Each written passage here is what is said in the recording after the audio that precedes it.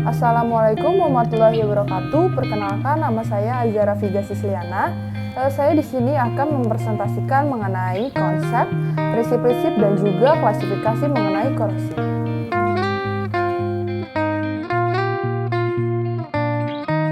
Konsep korosi. Korosi adalah penurunan kualitas logam akibat reaksi elektrokimia dengan lingkungannya.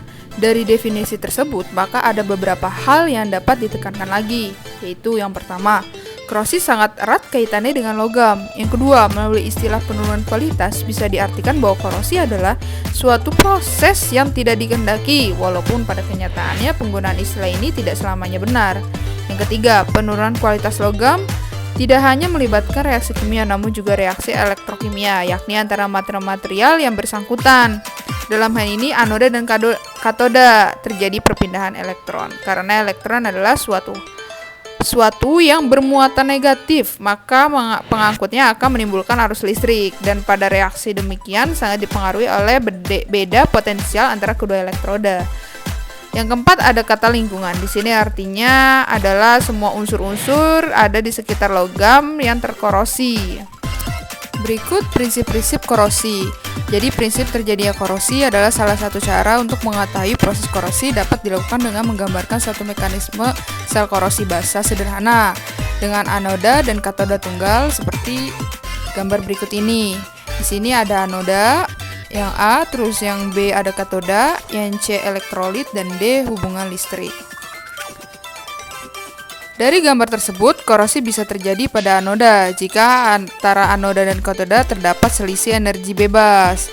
Nah, dari selisih energi bebas ini yang merupakan perwujudan potensial listrik antara katoda dan anoda. Apabila rangkaian elektroda, sebutan lain untuk anoda dan katoda, dalam keadaan tertutup, potensial listrik akan menggerakkan arus listrik yang tidak lain adalah elektron-elektron yang dihasilkan oleh reaksi korosi. Nah, berikut nih.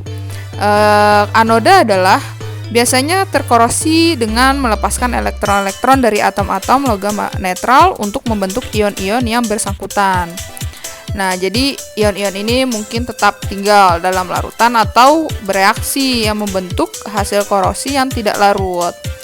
Nah, di sini ada reaksi korosi suatu logam M yang biasanya dinyatakan pada persamaan sederhana. Lalu di situ banyak juga jumlah elektron yang diambil dari masing-masing atom ditentukan oleh valensi logam yang bersangkutan. Umumnya Z sama dengan 1, 2, atau 3.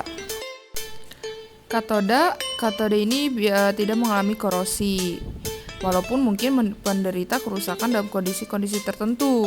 Nah, di sini kita jumpai proses korosi antara lain yaitu pengendapan logam, reduksi ion logam, reduksi hidrogen, pembentukan air, pembentukan hidroksil, dan juga dekomposisi air.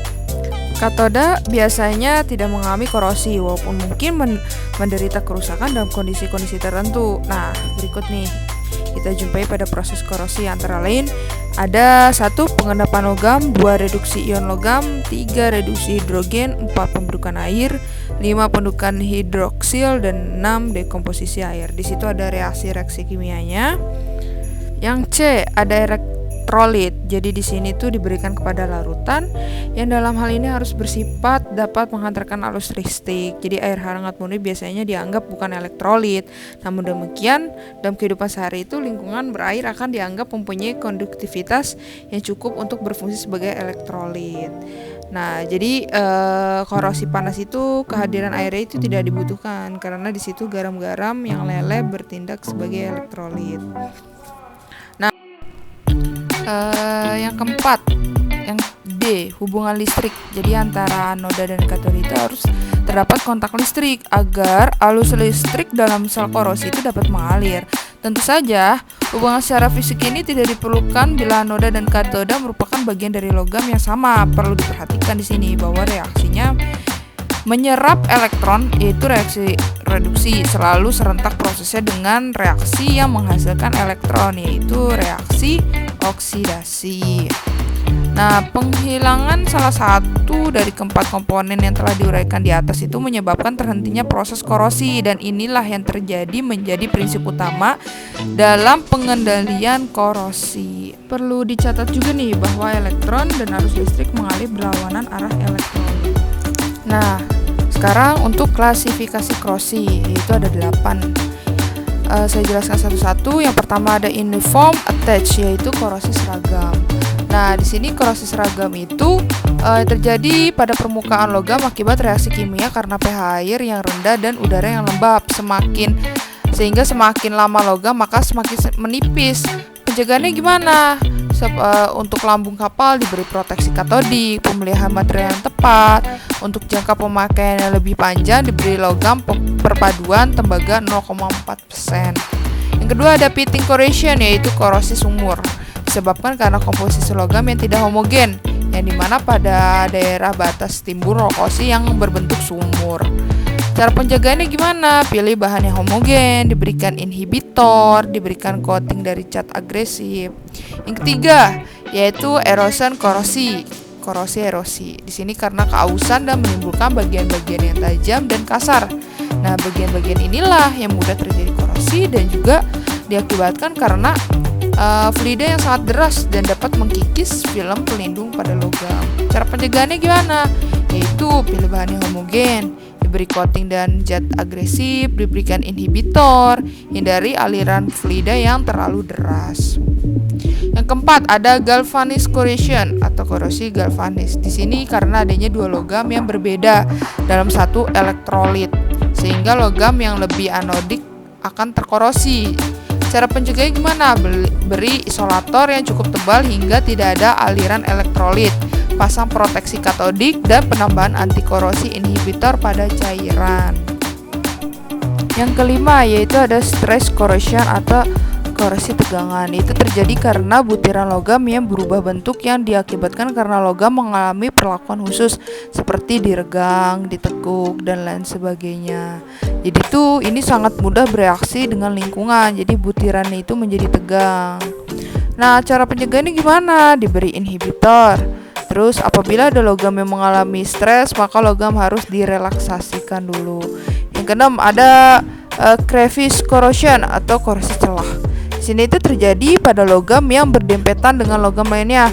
Di antaranya ada celah yang dapat menahan kotoran dan air sehingga konsentrasi O2 ini pada mulut dispending pada bagian dalam, sehingga bagian dalam itu lebih anodik dan bagian mulut itu lebih katodik. Cara pencegahannya gimana? Dikeringkan bagian yang basah, dibersihkan kotoran yang ada. Terus yang ketujuh ada korosi mikrobiologi. Terjadi karena mikroorganisme yang mempengaruhi korosi, antara lain ada bakteri, jamur, alga, dan protozoa. Jadi korosi ini bertanggung jawab terhadap degradasi material di lingkungan. Seperti itu. Gimana cara pencegahannya? Di sini memilih logam yang tepat untuk suatu lingkungan dengan kondisi-kondisinya, memberi lapisan pelindung agar lapisan logam terlindung dari lingkungannya, terus memperbaiki lingkungan supaya tidak korosif, terus memperbaiki konstruksi agar tidak menyimpan air, lumpur, dan zat korosif lainnya.